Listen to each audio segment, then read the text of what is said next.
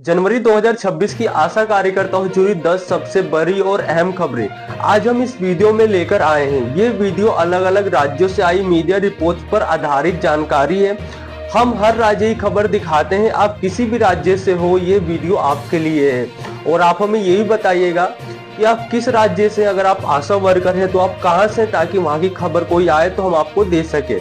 अगर आपने अभी तक जो है सेवा कर्मी न्यूज इंडिया को सब्सक्राइब नहीं करा है तो अभी कर लीजिए और कमेंट में जरूर बताइए कि आप किस राज्य से हैं। वीडियो को आखिरी तक जरूर देखिए क्योंकि इसमें देश के अलग अलग राज्यों और जिलों से आशा कार्यकर्ताओं से जुड़ी ताजा और जरूरी जानकारी शामिल है। तो चलिए शुरू करते हैं जनवरी 2026 की आशा दीदियों से जुड़ी 10 बड़ी खबरें। जी हाँ, ये जो है जनवरी का महीना चल रहा है, साल का पहला महीना यानी 2026 का पहला महीना है और इस महीने की 10 सबसे बड़ी अहम खबरें चलिए जानते हैं। तो देखिए कौन से राज्य से क्या खबर निकल कर आ रही है, चलिए जानते हैं। सबसे पहली खबर, आशा कार्यकर्ताओं के काम की हर महीने होगी समीक्षा। जी हाँ, मीडिया रिपोर्ट्स के अनुसार ग्रामीण स्वास्थ्य सेवाओं को बेहतर बनाने के लिए अब आशा कार्यकर्ताओं के कामों पर हर महीने विशेष निगरानी की व्यवस्था की गई है। इस व्यवस्था के तहत एएनएम और सीएचओ और जो है महीने में 2 दिन गांव-गांव जाकर आशा कार्यकर्ताओं के काम का निरीक्षण और समीक्षा करेंगे। अब जो है समीक्षा का मतलब क्या है, आपके मन में ये भी सवाल होगा। ये समझना बहुत जरूरी है। समीक्षा का मतलब है ये देखना कि काम सही दिशा में हो रहा है या नहीं, कहाँ दिक्कत आ रही है और उसे कैसे बेहतर किया जा सकता है। जी हाँ, इसका मतलब ये नहीं है कि किसी को तुरंत सजा दी जाएगी या मानदेय काट दिया जाएगा। मैं आपको बताना चाहूंगा कि किन कामों की समीक्षा होगी। मैं मीडिया रिपोर्ट्स के अनुसार समीक्षा में खास तौर पर देखा जाएगा नियमित टीकाकरण, ग्रामीण स्वास्थ्य व पोषण दिवस और जो है गैर संचारी रोगों की पहचान और जो है संस्थागत प्रसव में सहयोग। जी हाँ, और जो है सरकारी स्वास्थ्य योजनाओं की जानकारी लोगों तक सही तरह से पहुंच रही है या नहीं, ये सभी चीजें जो है मतलब चेक करी जाएंगी कि ये मतलब लोगों तक जो भी योजनाएं हैं जो आशा कार्यकर्ता कार्य कर रही हैं उनका लाभ जो है लोगों तक अच्छे से पहुंच रहा है या नहीं पहुंच रहा है। निरीक्षण कैसे होगा, एएनएम और सीएचओ अपने क्षेत्र के 25-25 घरों में जाएंगे, लोगों से पूछेंगे कि आशा दीदी ने क्या जानकारी दी, फिर उसकी रिपोर्ट बनाकर पीएचसी और विभाग को देंगे। अब जो है इस पूरी प्रक्रिया को सहयोगात्मक पर्यवेक्षण कहा गया है, यानी मदद के उद्देश्य से निगरानी। आशा कार्यकर्ताओं के लिए क्या संदेश है, अपना काम जो है रिकॉर्ड में रखें, टीकाकरण और पोषण दिवस की जानकारी अपडेट रखें, लोगों को सही और पूरी जानकारी दे, किसी अफवाह से ना डरे। जी हाँ, तो फाइनली दोस्तों मैं आपको बताना चाहूंगा मीडिया रिपोर्ट्स के अनुसार यह व्यवस्था बिहार के पूर्वी चंपारण जिले के रक्सौल प्रखंड क्षेत्र से जुड़ी हुई है। तो साथियों ये खबर डराने वाली नहीं बल्कि सिस्टम को मजबूत करने की कोशिश है। तो फाइनली दोस्तों ये तो थी पहली खबर। मैं आपको बताना चाहूंगा इससे जुड़ी एक और बात, अभी ये केवल निरीक्षण और समीक्षा की प्रक्रिया है, किसी तरीके की दंडात्मक कार्रवाई की पुष्टि नहीं की गई है। अंतिम फैसला विभागीय आदेश पर ही निर्भर करेगा।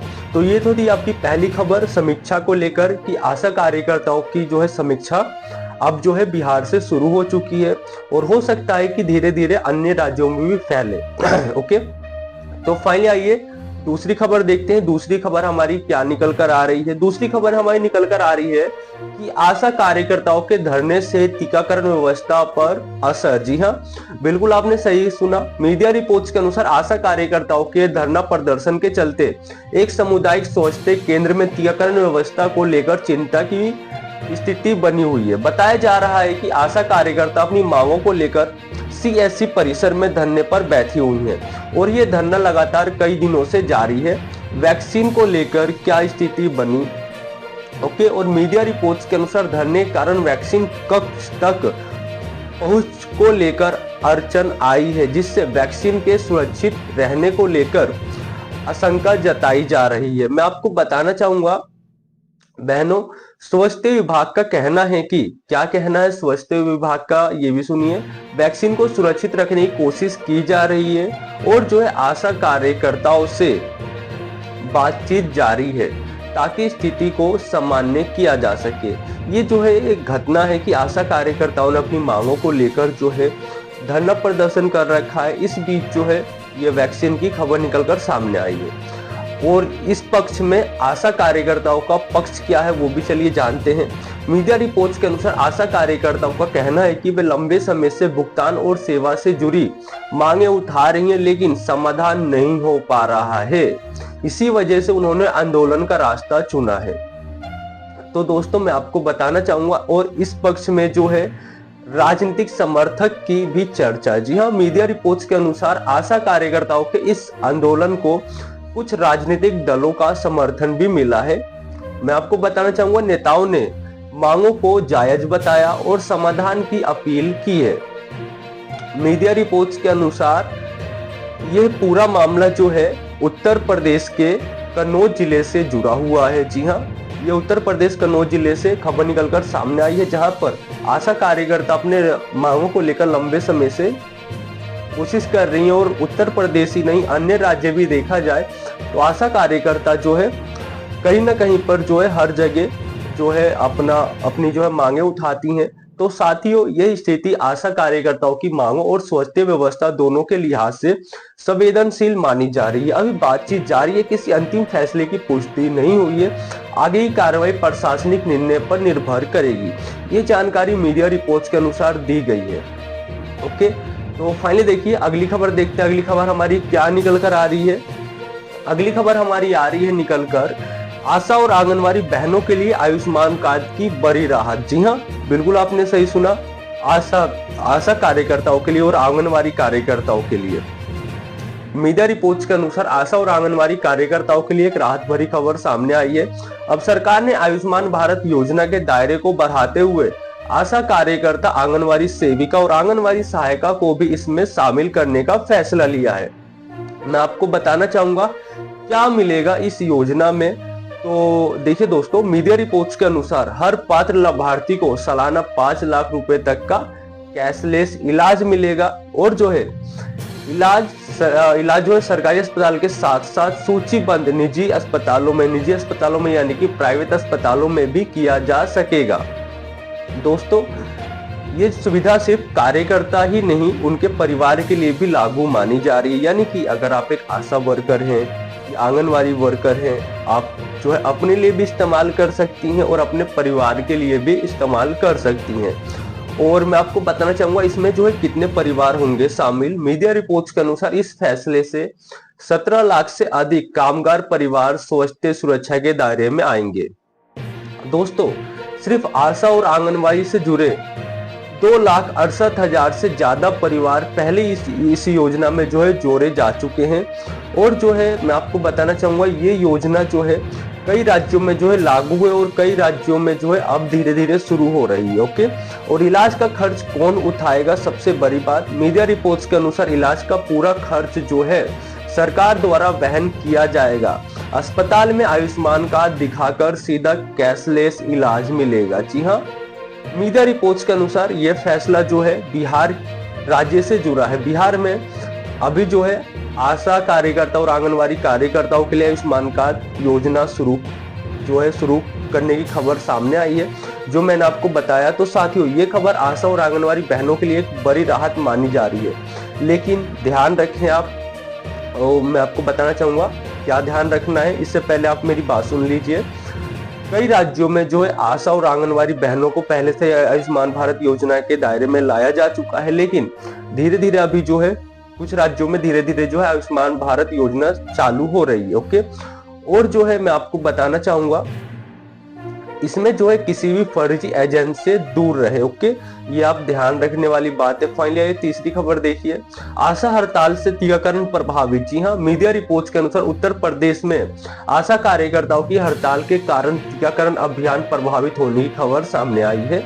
बताया जा रहा है कि आशा कार्यकर्ता अपनी विभिन्न मांगों को लेकर पिछले कई दिनों से धरने पर बैठी हुई हैं। इसी दौरान सामुदायिक स्वास्थ्य केंद्र में कोल्ड चेन से वैक्सीन बाहर नहीं निकल पाई, जिससे रोजाना होने वाला टीकाकरण प्रभावित हुआ। जी हाँ, अपनी जो है मांगों को लेकर आशा कार्यकर्ता जो है धरने पर बैठी हुई है। मीडिया रिपोर्ट्स के अनुसार चिकित्सा अधिकारी ने बताया कि इस स्थिति के कारण प्रतिदिन सैकड़ों बच्चों का टीकाकरण नहीं हो सका। इस संबंध में प्रशासन और पुलिस को लिखित जानकारी भी दी गई है। वहीं दूसरी ओर आशा कार्यकर्ताओं का कहना है कि उनकी मांगे लंबे समय से लंबी हैं, ओके, जिससे राज्य कर्मचारी का दर्जा और अन्य सुविधाएं शामिल हैं। इन्हीं मांगों को लेकर वे हड़ताल पर बनी है। जी हाँ, आशा कार्यकर्ता जो है लंबे समय से अपनी मांगे उठाती चली आ रही हैं कि उनको राज्य कर्मचारी का दर्जा दर्जा तो जो है दिया जाए, न्यूनतम वेतन दिया जाए, पर इस पे जो है अभी तक सरकार का कोई अंतिम फैसला नहीं आया है। मीडिया रिपोर्ट्स के अनुसार पुलिस और प्रशासन की ओर से हड़ताल समाप्त कराने के लिए समझाने का प्रयास किया गया, लेकिन फिलहाल कोई अंतिम समाधान सामने नहीं आया है। मैं आपको बताना चाहूंगा, मीडिया रिपोर्ट्स के अनुसार यह मामला कन्नौज जिले से जुड़ा हुआ है। तो साथियों, ये खबर दिखाती है कि आशा कार्यकर्ताओं की हड़ताल का असर सीधे स्वास्थ्य सेवाओं पर पड़ता है। फाइनली देखिए दोस्तों, अगली खबर हम देखते हैं। अगली खबर हमारी क्या निकलकर सामने आ रही है। जी हाँ, तो देखिए अगली खबर हमारी ये निकलकर सामने आ रही है, राज्य कर्मचारी दर्जे की मांग को लेकर आशा कार्यकर्ताओं का प्रदर्शन। जी हाँ, आशा कार्यकर्ता चाहते हैं कि उनको राज्य कर्मचारी का दर्जा दिया जाए। मैं आपको बताना चाहूंगा, मीडिया रिपोर्ट्स के अनुसार उत्तर प्रदेश में आशा कार्यकर्ताओं ने राज्य कर्मचारी का दर्जा और निश्चित मानदेय की मांग को लेकर प्रदर्शन किया। बताया जा रहा है कि आशा कार्यकर्ता सामुदायिक स्वास्थ्य केंद्र परिसर में एकत्र होकर अपनी मांगों को लेकर आवाज उठा रही हैं। उनका कहना है कि वे लंबे समय से स्वास्थ्य सेवाओं में महत्वपूर्ण भूमिका निभा रही हैं, ओके, लेकिन अभी तक उन्हें स्थायी दर्जा और सामाजिक सुरक्षा नहीं मिल पाई है। जी हाँ, देखिए चाहे उत्तर प्रदेश हो चाहे हमारा कोई अन्य राज्य हो, ओके, सभी जगह की आशा कार्यकर्ताओं की यही मांगे हैं, ओके। और मीडिया रिपोर्ट्स के अनुसार आशा कार्यकर्ताओं का यह भी कहना है कि वे पिछले कई महीनों से आंदोलन कर रही हैं, लेकिन मांगों को लेकर अब तक कोई अंतिम निर्णय जो है सामने नहीं आया है। इसी वजह से उन्होंने प्रदर्शन तेज किया है। प्रदर्शन के दौरान आशा कार्यकर्ताओं ने सरकार से ये मांग दोहराई है कि आशा और आशा संघनी को राज्य कर्मचारी घोषित किया जाए और जो है मानदेय को तय और नियमित किया जाए, सामाजिक और आर्थिक सुरक्षा सुनिश्चित हो। दोस्तों, मैं आपको बताना चाहूंगा, इस प्रदर्शन में कई आशा कार्यकर्ता मौजूद रही और शांतिपूर्ण तरीके से अपनी बात रखती नजर आई, ओके। मीडिया रिपोर्ट्स के अनुसार मैं आपको बताना चाहूंगा, ये मामला संत कबीर नगर जिले से जुड़ा हुआ है, ओके। तो अगर आप एक आशा कार्यकर्ता है ना, तो आप हमें ये कमेंट करके जरूर बताइएगा कि आप किस राज्य से हैं और आपका जो मौजूदा वेतन है आपको वो कितना मिलता है, ओके। तो साथियों, ये खबर बताती है कि आशा कार्यकर्ता अपने अधिकारों और मानदेय को लेकर लगातार आवाज उठा रही हैं। आइए फाइनली अगली खबर देखते हैं। अगली खबर हमारी क्या निकलकर सामने आ रही है। मानदेय और बकाया भुगतान को लेकर आशा कार्यकर्ताओं ने मंत्री को सौंपा ज्ञापन। जी हाँ, यानी कि वेतन जो है, बाकी का वेतन जो बकाया वेतन है उसको उसके भुगतान के लिए जो है मंत्री को ज्ञापन सौंपा गया। मीडिया रिपोर्ट्स के अनुसार उत्तर प्रदेश में आशा कार्यकर्ताओं ने अपने मानदेय और बकाया भुगतान को लेकर एक कैबिनेट मंत्री को लिखित ज्ञापन सौंपा है। जी हाँ, बताया जा रहा है कि विभिन्न ब्लॉकों से आई आशा कार्यकर्ताओं ने एकत्र होकर अपनी लंबित समस्याओं को सामने रखा। इन मांगों में कई महीने की बकाया आधार प्रोत्साहन राशि और जो है राजवित्त प्रतिपूर्ति राशि और अलग अलग अभियानों से किए गए कार्यों का भुगतान शामिल बताया गया है। मीडिया रिपोर्ट्स के अनुसार आशा कार्यकर्ताओं ने ये भी मांग रखी कि आशा और आशा संघनी को ईपीएफ और ईएसआई की सुविधा मिले, सेवानिवृत्ति पर ग्रेजुएटी का प्रावधान हो और जो है स्वास्थ्य और जीवन बीमा जैसी सामाजिक सुरक्षा सुनिश्चित की जाए और प्रोत्साहन आधारित व्यवस्था की जगह न्यूनतम वेतन लागू किया जाए। मैं आपको बताना चाहूंगा, खबरों के अनुसार जो है कैबिनेट मंत्री राकेश संचानके ने आशा कार्यकर्ताओं की बातें सुनते हुए ये आश्वासन दिया है कि मानदेय से जुड़े प्रस्ताव को कैबिनेट बैठक में रखने का प्रयास किया जाएगा। मैं आपको बताना चाहूंगा, मीडिया रिपोर्ट्स के अनुसार ये मामला जो है अमरोधा कानपुर देहात से जुड़ा हुआ है। तो साथियों, ये खबर दिखाती है कि आशा कार्यकर्ता अपने भुगतान और सामाजिक सुरक्षा को लेकर सरकारी स्तर पर अपनी बात रख रही हैं। आइए फाइनली अगली खबर हम देखते हैं अगली खबर हमारी क्या निकलकर। मानदेय और बीमा बढ़ोतरी को लेकर आशा कार्यकर्ताओं का प्रदर्शन। जी हाँ, यानी कि वेतन बढ़ाने को लेकर और जो है बीमा बढ़ाने को लेकर आशा कार्यकर्ताओं ने प्रदर्शन किया।